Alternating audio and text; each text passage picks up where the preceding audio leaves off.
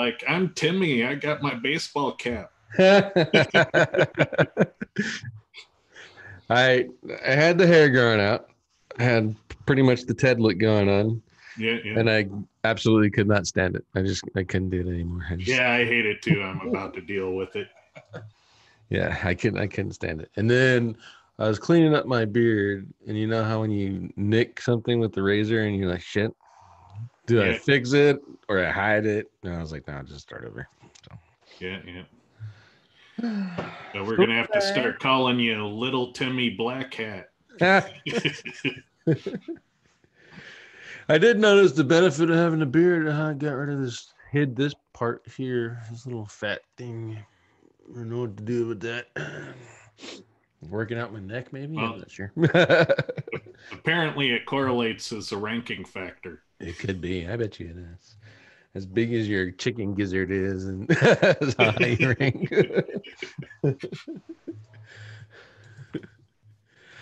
All right. So we are live. This is SEO This Week, episode 146. And I have kind of a dilemma.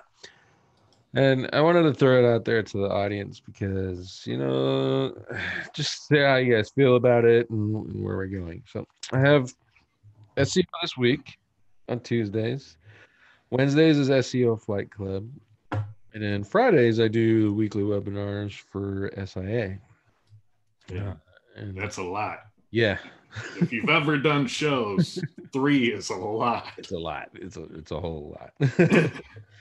And the problem that I got is like what ranks is where the course stuff I'm building that out, as you know.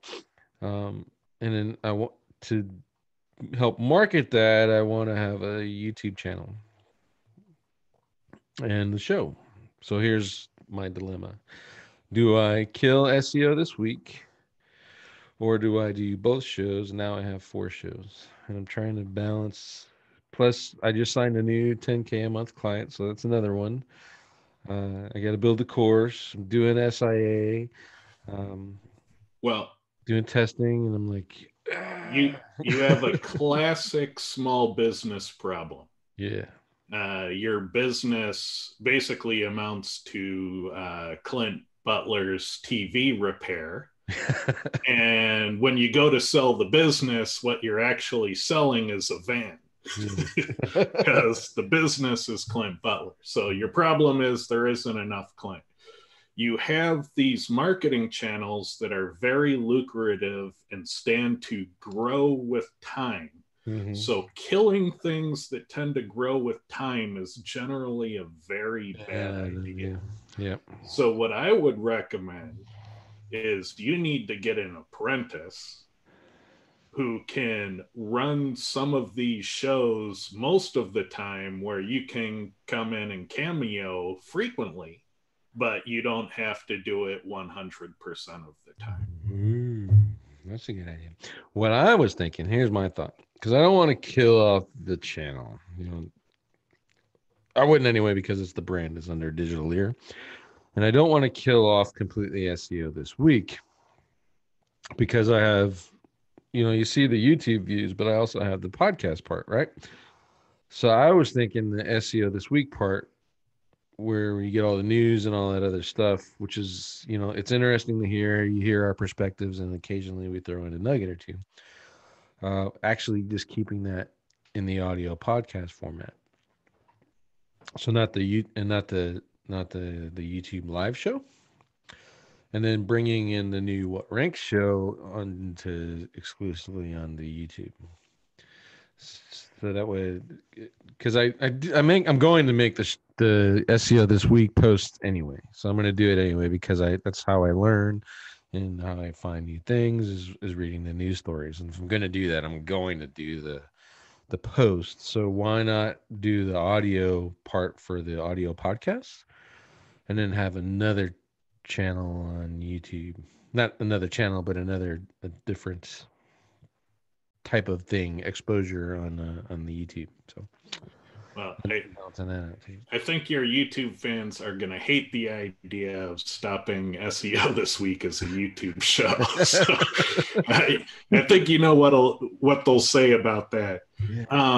I also, I tried doing audio podcasts initially with SEO Fight Club. That was my start. It was an audio podcast only out on iTunes, and I found it so limiting. It was so difficult because I kept having to say, well, if you could see this graph I'm looking at and what it tells you, you just miss a whole dimension of information and connection with the audience. And so, I would say, if you're killing it in the podcast, like you have 10x your viewership there than you do on YouTube, then it's a no-brainer. You go audio only and save the work. Yeah. But if you're neck and neck on viewership, I don't think they're the same people.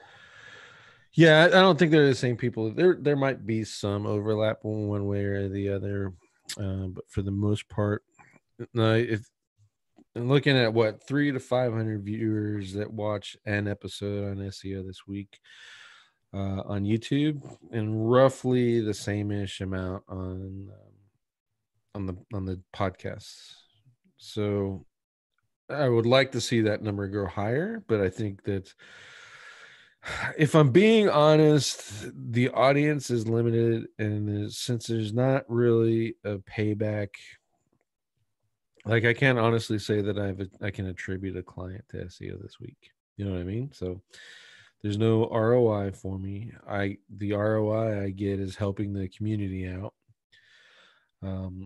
Potentially, I know episodes have led to some affiliate commissions and stuff, so that makes it some worth it. But at the end of the day, is it value over for money? You know what I mean? So I just have to, be careful of where I invest my time. I don't want to see SEO this week go away, but then again, I don't want to start a new show, and then bury myself, and then the quality of everything just goes to crap. I think you need to find a young SEO who's chomping at the bit to prove himself, and give him a chance to learn his trade in full view of the public, and just groom him to be a host of the show where you still own the show, but you can cameo and you don't have to do it all the time. You need an official co-host that you can groom for the position. Yeah.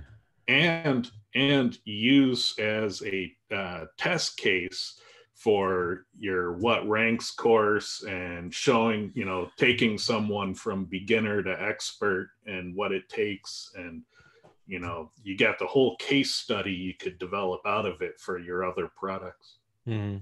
That's true. That's very true. Oh, so much to think about.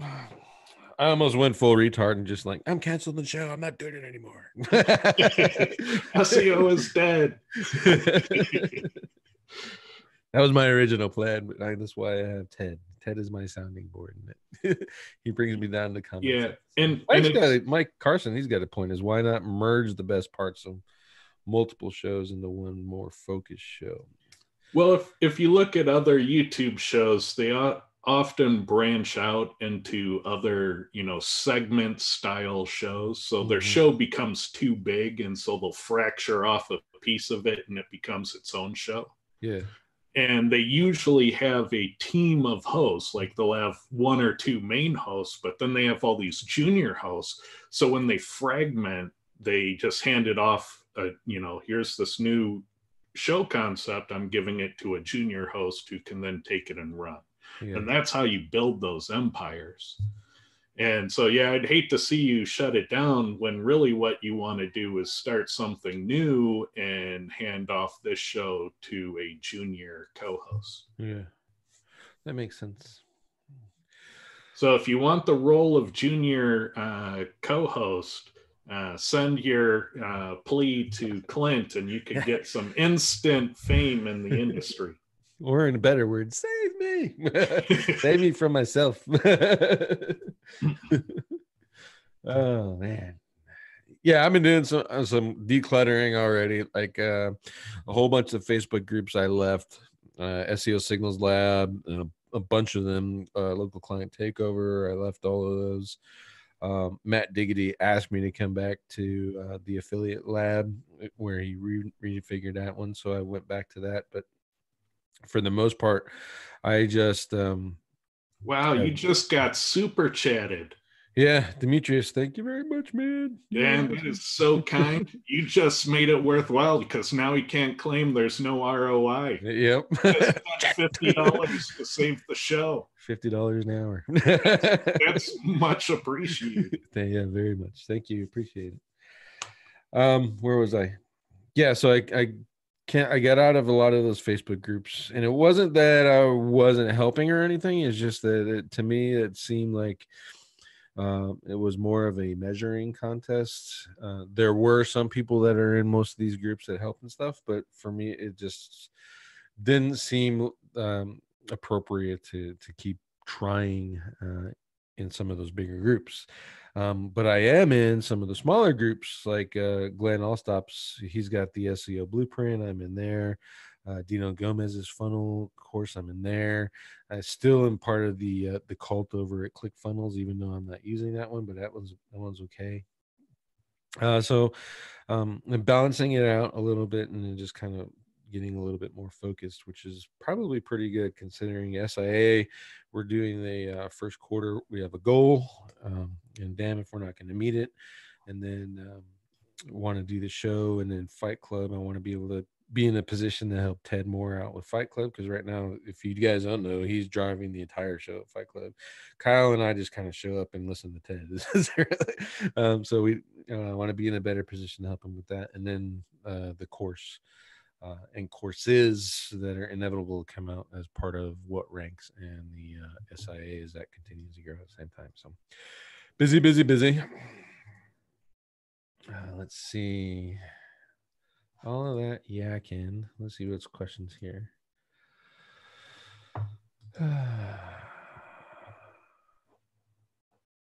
Here's one, Ted. While I get the post up, is what API is needed for Core to get the entity stuff kicked off? You need a free TextRaiser account.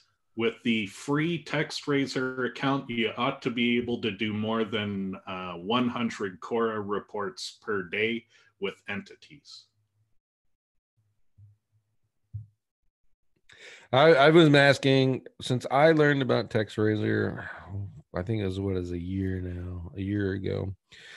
Asking Ted to get it in there, and the biggest thing was that Ted didn't want to subject his users to a service that could potentially cost you $500 a month to get all that information. So Ted took his time. He didn't tell me no, but he just took his time and figured out a way that you guys can use the free TextRaiser API and still get probably, I think, when you say, Ted, the equal or just amount of data information that you need. It's not too much, it's not too little. It's kind of a nice balance. Yeah, I did some really clever engineering that's basically modeled around the 80-20 rule. Like how can we get you most of the benefit of entities with a teeny tiny fraction of the cost, knowing that we're going to miss some of them, but if we can get most of them, maybe that's good enough. Mm-hmm. And so I managed to take the API cost from 1,300 API units per Cora report to do a full entity scan on 100% of everything, down to 3 API units per Cora report. Nice. So yeah, there's some very clever engineering to make that cost effective. And yeah, the cost of doing it was the main roadblock for a long time. Mm-hmm. Yeah, because there's TextRaiser, there's IBM Watson, and then Google NLP API, and so you're kind of, choosing the best API to pull from while keeping the cost low, and that has to be a consideration all the time. So I Yeah. appreciate you taking the extra amount of work to do that. Yeah, I try not to say no. I often say I don't know how to yet. Yeah. And so that was a case of I didn't know how to yet. Well, it also gives me, like, I'm going to be creating the content software to leverage that technology. And now hearing the troubles and things that you went through with Cora, which is good that you share that. Um, it, I know I can anticipate problems already for mine that we know that we can get the developers to look at in advance versus, hey, plug this all in and let's see what happens. You know what I mean? So Yeah. having that Well, is good. It's good intelligence. when you go to build that stuff, let's have an offline conversation. I'll share some of what I did. Yeah, I'm building the spec, as it were, is my version of the spec. You know how dumb I am with the spec, so I'm building that out, and then we'll see what the dev goes. But I'll run it It's past you. more of a Christmas wish list. Yeah, exactly. Yeah, Okay, here's episode 146 SEO this week. We're talking hacking, automation, and Facebook. The hacking part, I think you guys are like Ted will probably appreciate it. now And is this hacking as in doing cool stuff for marketing, or hacking as in actually exploiting and criminal behavior? oh, this is legit exploiting criminal. I guess I don't know. You guys can be deciding. Hey, Mohammed just sent you $10 to save SEO this week. Oh, sweet. This is awesome. You should threaten to cancel the show every Well, thank you. That's amazing. Yeah, thank you very much, Mohammed. I appreciate it.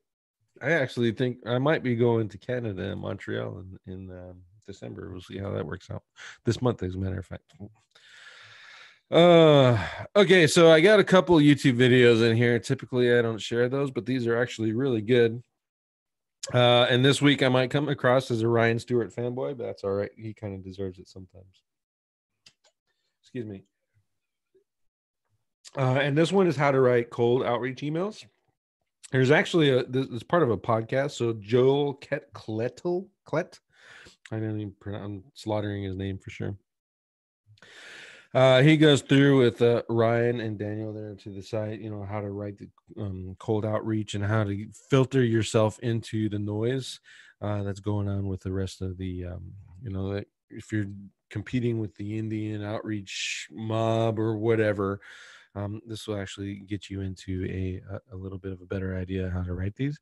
I like these kind of posts and this content because it helps me, think from a copywriter perspective. And then occasionally you get some templates and stuff that you can play with, not necessarily use, because once you use them, then you're right back into pounding into the fluff with everyone else. But this is certainly a helpful video, and it's only 15 minutes long, so I check it out. The next is another, again, Ryan Stewart fanboy. 14 data visualization charts. I actually didn't even know he had this on here. I'm not sure that it is new because some of the information in here is a little bit old, like referencing Google Fusion Tables. If you don't know, Google Fusion Tables is dead, but you can still build this cool little fancy chart and make yourself look smart using Gephi. And then there's some other data studio templates and stuff in here that you can play with and learn. Obviously, this all leads into you guys maybe buying his SEO blueprint things, just so you know. But there's some stuff in here that I think if you become handy with it and you learn how to pull some of this data in using third-party tools like the SEMrush and stuff, you can probably create a proposal system that'll stand out above the rest, and it'll take you very little time to throw it together. So that might be worthwhile. This website deb structure part right here, I'll tell you, I've used Power Mapper. It's pretty cool, but it's like, so what if I have this thing? What does that do for me? So again, I would use this kind of stuff for creating your proposals. Get yourself a nice little system. Take your sweet time doing it the first time, figure it out, and you could probably create a proposal in 10-15 minutes using all these fancy data and graphs, and make yourself stand out from the rest of the crowd. So check that out for sure. Ted, you don't do client work or anything, but what is your thoughts on that kind of stuff, having data versus just here's my proposal and this is what I'm going to do to you? Do you think this would be useful for that? I think it depends on the client. Like, if you have clients that are skeptical of marketing and all business, they want to know, what assurances they have in your work producing. Mm-hmm. And that's going to matter more than looking pretty. Yeah. And to those people, they want to know that you're working off of data and measurements and evidence-based methods. And so, but there are some clients, you get into an enterprise place and they just want you to have the look. They want to make sure that you make them look good to their bosses. And, so a lot really depends on the mindset of the client. That's true. What the hell? There's a lesson for everyone. If you have ads on your website, make sure they open in a new window. Don't be retarded and send them off to someone else's website and lose them forever. So, my rant for the day. Outbound links, new tab, all the time. Our next one is Search Engine Journal. 10 important 2020 SEO trends you need to know now. Danny Goodwin's back. I haven't seen an article from him in quite some time, so it's a little bit refreshing. But he goes over some trends in here that people are talking about. Obviously, BERT is, it's the new update, so it's the new trend. Let's see what else. High quality content. That's not a trend. It's like the way it's been forever. EAT. Ted, does EAT exist? What do you think? Well, it's Google disagrees on it. So I've heard from Google that it's only for the quality raters to give feedback back to the engineers. But if you go to the How Search Works documentation on Google's blog, it says that EAT is part of their systems and affects rankings. So I think part of EAT is definitely real and in the algorithm. Authority, we know, is there, and we do strongly suspect certain trust factors. But again, when you look in that How Search Works blog entry that they put on the Google blog, they call the trust factors relevancy factors. And so they're just like weird things like that. So I think the definition of what EAT is, very poorly defined from a things we can measure viewpoint. I think the best one that I've heard so far is that EAT is a collection of microalgorithms. When combined, can be, but is not officially, but can be considered EAT. And I think like Kyle did an episode for right after the Medic update, and talking about hours and pages, privacy or specific pages, and all these things you should have on your page to create improve the trust factor, which is what Medic was hammering supposedly. And I, to me, if you take what Kyle learned and how he's taught in that show, and then listen to the definition of EAT being a collection of algorithms, that actually makes a lot more sense to me. You know what I mean? So if you take the Raiders guidelines and does it have this, and this, and then presume that there's an algorithm looking for that, and that could be EAT. Yeah, the one big problem with EAT is the E. Like, I'm on board. Expertise, yeah, I'm on board with the other two being, partially or completely algorithmic. Right. It's the the quantifiable metric for expertise. Do you think that could be links? Like, no, because that's authority. That's already got a place. And right. That's so true. to date, I have not heard from one person how you can measure expertise on a page. Yeah. Even indirectly. Get yourself in Google Scholars, I guess. I don't know. That's a good question. So anyway, so this is actually pretty good though, but I think these trends are pretty accurate. BERT and NLP will probably be in the forefront for quite some time. High quality content as always. EAT, UX, technical SEO, mobile SEO, structured data, entity, knowledge graph optimization, link building, link branding. It's like a list of the basics, and you probably could have just said, just follow the basics and you're good. That's the trend. Yeah, it's like they listed largely what was being said in 2007. Yeah. There's nothing earth-shattering in this article. Yeah, there's nothing earth-shattering. Let's be honest. There's nothing earth-shattering in SEO. There might be some new improvements, some new technologies and stuff, and they're cool and they're awesome. But for the most part, it's a basic fundamental foundation of SEO that you should do. And as long as you're doing it, you're going to rank pretty good. Yeah. Somebody's asking how they can send money to the SEO This Week show. I haven't set it up myself, but I think you need to put in the billing information into your YouTube account. And then at the bottom of the chat window, there will be a little $sign icon that lets you give to live events during chat. Yeah. And to be completely honest, I don't even know how I turn it on. So, well, when you turn on monetization, there's a little checkbox. Do you want to enable super chat? And so you enabled super chat, which is one of those features. You know how we say, please subscribe, because YouTube gives us features when we hit certain subscriber benchmarks.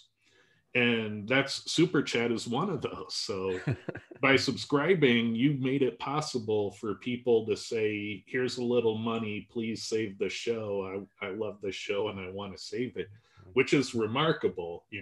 Thank you to everyone who did that, because that's amazing. Yeah.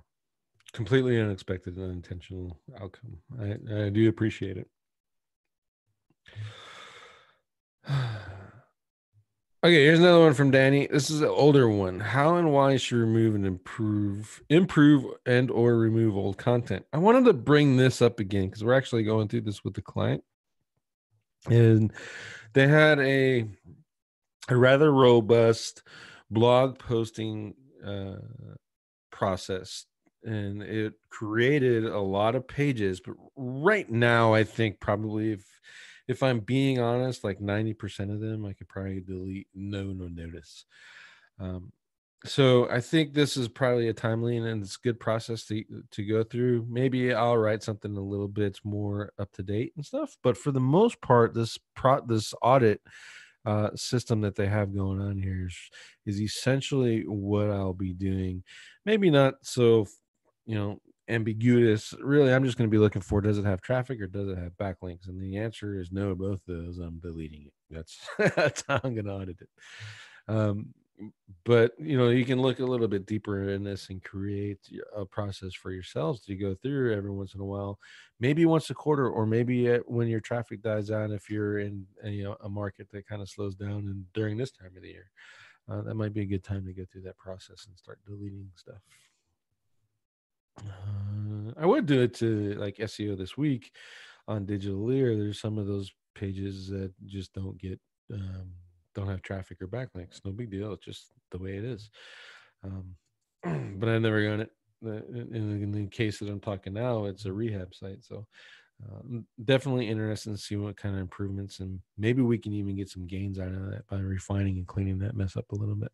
I just recently decommissioned 27 SEO testing domain names. And I was personally shocked by how much effort it takes to properly decommission a domain name. So I've got a 15-step process to do it right. Wow. We'll have to go over that sometime, but I was amazed at how much you have to do to unload a domain name from your SEO. That'll be an interesting topic for SEO Fight Club. In case Yeah, yeah. you run out of ideas. There you go. This one is great. David Krevitt. If you guys don't know who he is, he's the brains behind the Blueprint, Ryan Stewart's like the data studio reporting and all that other stuff. And then they've collaborated and they have the Blueprint. It's like I won't necessarily say it's a training, but it is. It's essentially agency in a box. And there's some great stuff out of it. I've actually pulled stuff out of that and used it. We use it at Over the Top SEO. I use it at Digital Ear. I use it at Digital Ear straight out of the box. It's just easier that way. But David is stupid smart. Like I would like to get David and Ted together and just let them go one day. That would be awesome. And in this case, if you don't recall, some of the episodes we talk about coding and mostly it's Python because Python is becoming more and more popular within the SEO community. And I think that scares off a lot of people. Like, do I have to actually learn Python? And my stance would be no. It might make your life easier to know how to do some of these things, but necessarily you don't have to learn it. And I think that's pretty much, if I summarize this video, is that. But David makes a lot more points in a better articulate way. And some things that you could and couldn't do with Python when you should and shouldn't learn it, and then just win the breakdown and hire a smart person to do it for you. So I would check this video out, which is a good lead into the next story. And it's like I did it on purpose. Get out of my way, Zoom. Is how I use Python to build a regression model using an e-commerce data set. I'll be completely honest. I read the title. I had no clue what she was talking about, but I was like, oh, time to get this. And there's some extra cool math stuff in here. So if you're looking to stretch your brain out a little bit, this might be a good post for you, just to learn a little bit more and kind of the terminology and kind of how to do it. And then she walks you through how to take all of this data and turn it into something pretty useful, depending on what you're going with it. So this is nerd candy for Ted. I'm sure he can understand or articulate it a little bit better when Well, he gets to what look at it. yeah, at a glance, what they were describing in there was turning data into simple line equations. Yeah. And I do this in Cora, is a method of very efficient data compression. So when hundreds of Cora users share thousands of Cora reports, that volume of data is huge, and I want to look at the factor data on that. So instead of transferring all that data, I use linear regression to reduce it down to line equations, and then I transfer the line equations, which are very small equations. Mm-hmm. And so there's a lot of cool tricks you can do with regression. Currently, I'm using it for data compression, which is another cool trick you can do with it. Would it be fair to say that this is more of it makes it easier to manage the data and get insights out of it? Yeah. It's like, how can you turn your data into an equation where you can predict out? So you can get 15 data points, but here I wonder about this data point further out in the set. Where would that be had the data continued? Mm-hmm. And so you can get predictive with it because you have the line equation. Right. So yeah, there's a lot of cool stuff you can do with regression. And so if you understand y equals mx plus b, that's the bulk of the math you'll probably encounter, as long as you can wrap your mind around the concepts. Huh. Cool. So there you have it. If you guys are bored to tears and math is your thing, try this out. I wanted to do it because it was a great article, but I don't think I'll actually. Let's be honest. I don't think I'm going to do that. It's a cool topic. Okay, Fetch and Funnel. This is a new site. We haven't seen this one before. It's a 2020 guide to the best, or to Facebook CBO, which is a campaign budget optimization. And if you are doing ads, you're always worried about your budget, right? And so here's some tricks and tips from Dara Denny on what to do inside of your campaigns to actually clean it up and save yourself some dough. I actually appreciate this. I would call myself a student of Dino Gomez, and he's got a funnel course that focuses on ads, and then I've been referred to a few other people who do some good ad stuff. So this kind of fits right into that. And from an SEO perspective, you should always have another way to get some traffic and leads for your customers while you're building out that long-term SEO assets. And having this skill set to do Facebook and or Google AdWords just carries that on a little bit more and does a good job. So I would check this post out. This is really cool. And I'm thinking about internet turning some of this on. For sure when I launch my course, for sure for some SIA stuff, and then maybe even some service ad stuff. So you just, play with it and do a lot more. So a good guide, keep it, reference it, implement it. And securityboulevard.com is unmasking black hat SEO for dating scams. So the short version is that there's this plugin. It's called WP Config File Editor. I'm not sure if you guys are using it. I'm going to go out with probably most people aren't.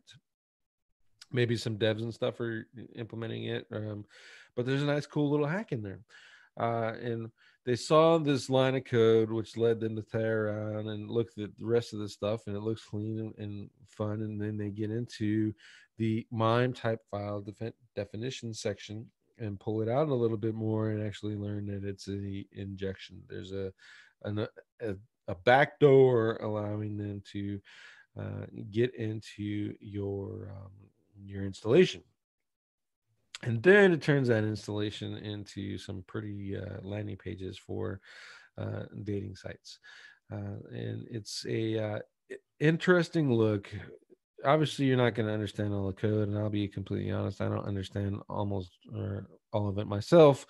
But going through and looking at it, and it gives you some ideas of what to look for when installing code, especially from the repository. The WordPress repository, if you don't know, is you can go find a plugin on there. Let's say it's abandoned, reach out to the author and then buy it from them. Now you own the code, and then you can republish it to the WordPress repository after you update it. I gotta interrupt you, Clint, because Andreas Frank just gave you 10 euros to keep the show alive. Ooh, what's the exchange rate? I think there's Thank you, Andreas. That's a wonderful sentiment, and I'm sure you've really got Clint rethinking his whole plan. Yeah, thank you, Andreas. I do appreciate it. Mike, was that throwing a wrench into the issue? Let's see. Now where was I? Okay, so this is there's tools like anti-malware by Eli and stuff. Those guys are really on it and finding this stuff and making sure it doesn't get into your sites in the first place. But again, you can figure it out, you can look at it, and then you can kind of say, is my site hacked? And some places to look. And this outline here actually gives you a good way to do that manually. Again, if you don't know how to do it, though, just get the anti-malware plugin by Eli, type that in the repository, and you can pull out and prevent a lot of this stuff. As I was saying with the repository, though, you can go in there, find authors who created themes and blogs, and then reach out to them and buy ownership of that. And that's what these people are doing. They'll go out and find abandoned plugins. They'll buy ownership of it, change it, add that backdoor code into it, and then push it back up in the repository. People are using it who already. They'll update naturally because they want to make sure that they're secure and safe, and then these guys will take advantage of that. So check it out. So many people think I'm being stupid or unreasonable by not using WordPress for my business. I Well, love I WordPress don't, for blogs and side projects, just yeah, not for my customers. yeah. Well, those people, in their defense, your site, it looks horrible. But my users are very well protected. Very well safe. Yes, they're safe. Mike Carson gave me $10 to take the Seahawks hat off. So Thank you, I'm not Mike. doing it. Well, as you know, Clint's not here today. This is his younger brother, Timmy. Yep. Or maybe it's good, Clint, because you don't have the goatee. So evil That's Clint true. left the room. All right. Oh, so that's it. That's the end of the story. So that was a good list, I think.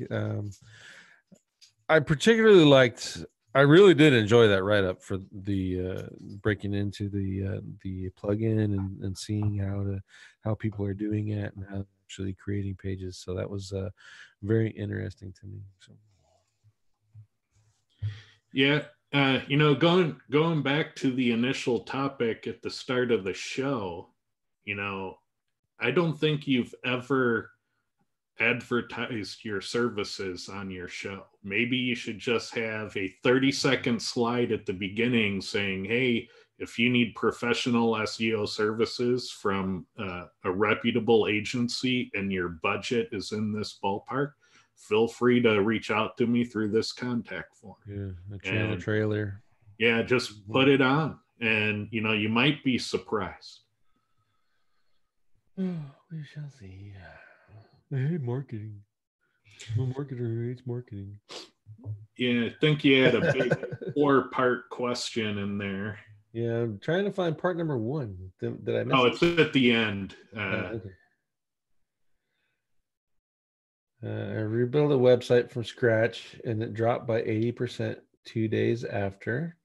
Nothing changed but the permalinks of the image URLs, which all changed to blah, blah, blah. Everything else is 100% exact same. Could the image URLs really be the reason for the drop, or should I wait a few days to recover and use the backup of the old version of the site? Well, Yes, I have checked no index tag. That is not the reason.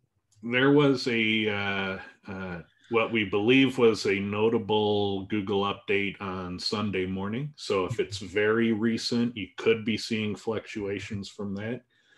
Whenever you make site-wide changes on all pages involving linking, you can trigger Google Dance, which means you might just have to wait a week or two and you could recover at the same or better even. I would say that at least 3 weeks before you do it, because I've seen this when you turn on HTTPS, for example. Google will tank the site for like 3 weeks, then you'll freak out, and then it'll come back. Yeah, so I would be if what you said is true, and you didn't change absolutely anything but those image URLs, I would not suspect that those image URLs would have that much of a difference. And I think you just changed it, and now, like Ted said, it's the Google dance, and just wait it out. Yeah, because we think what happens is when your link profile or your relevancy profile at Google changes beyond a certain amount, so big changes, and site-wide would be in that ballpark, that Google is like, I don't know that I can trust my understanding of this anymore, so I'm going to purge it all and reprocess it. And once I reprocess it, then we'll put it in the place it belongs. Yep. And so you kind of triggered that purge and reevaluate from Google. Yeah. It's scary. I hate that they do it. I don't see the value of doing it, but then again, it kind of makes you think pause a little bit when you're trying to game the algorithm. So it's just one of those things you're just gonna have to deal with. I always let a customer know it's gonna happen, especially if we're turning on SSL, because I see it every time. They won't switch it, and then the site will tank, and then they'll switch it, and then it'll index for like crap, and then all of a sudden everything all comes right back. So 3 weeks is usually the timeline for that process. But yeah, wait it out. Work on something else, make an affiliate site or something. Scary time for a customer, really scary time for a customer, especially if you notice that and you do that in the first month. Now you're the crappy SEO that I hired, and then you just tanked my site, you know.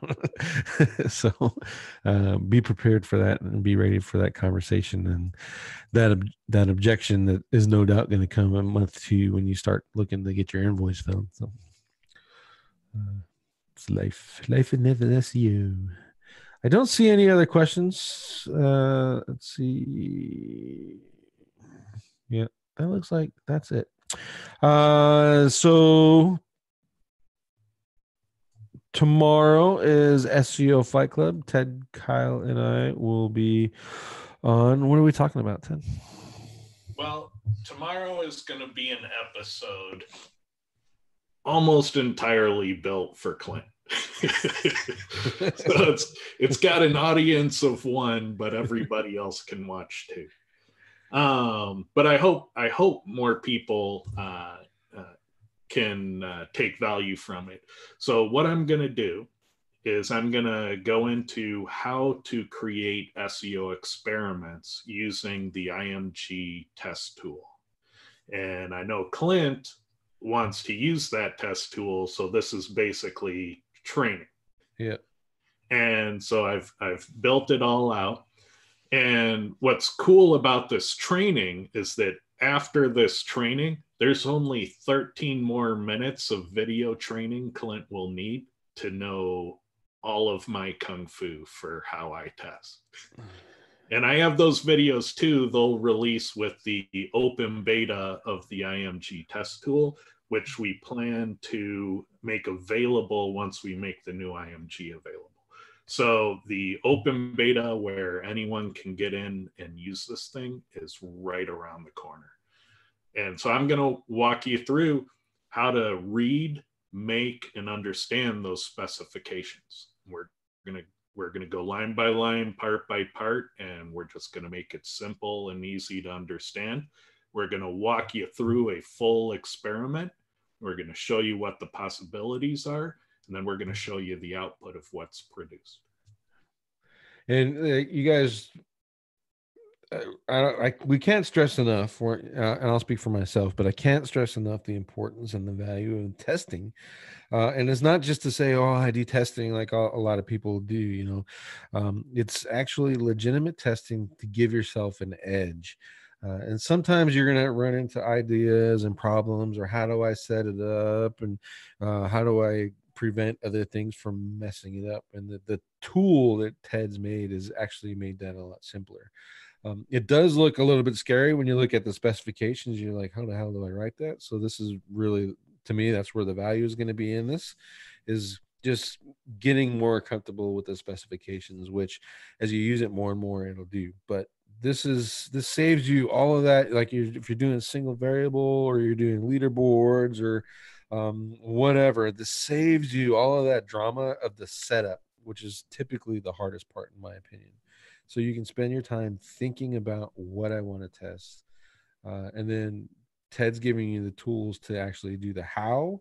And then you'll have SIA, you'll have IMG, you'll have SEO Fight Club to help you figure out, you know, one, ideas, and then two, does my results make sense? And then three, can other people duplicate them? And now you're a step above the rest when it comes to your SEO. Yep. So And I think it's awesome. Even if you don't end up doing SEO testing yourself, you'll know what's involved in it.